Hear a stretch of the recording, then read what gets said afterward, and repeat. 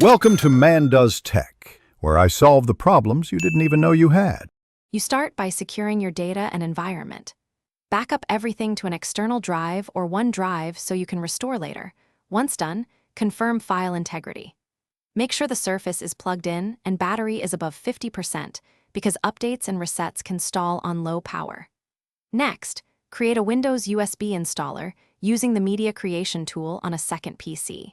This will let you boot into recovery and reinstall Windows cleanly when needed. Once the USB is ready, boot the Surface by holding volume up and pressing power to reach UEFI. Make sure USB is prioritized if it doesn't auto-boot. In the Windows Installer Pick Troubleshoot, then reset this PC and select Remove Everything for a full wipe. This clears personal data and apps. If you prefer a truly clean slate, choose Custom Install, delete system partitions, and format as NTFS. Proceed carefully, since deleting the wrong partition removes recovery options. After installation, follow on-screen prompts to set region, account, and preferences. Choose a Microsoft account for seamless syncing or a local account if privacy is preferred. Once on the desktop, immediately run Windows Update to fetch Surface-specific drivers, or use the Surface recovery image if a driver fails.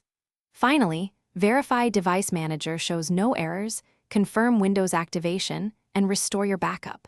If something goes wrong, boot the USB again to access recovery tools and repeat. Thanks for watching. If you found this helpful, don't forget to like and subscribe.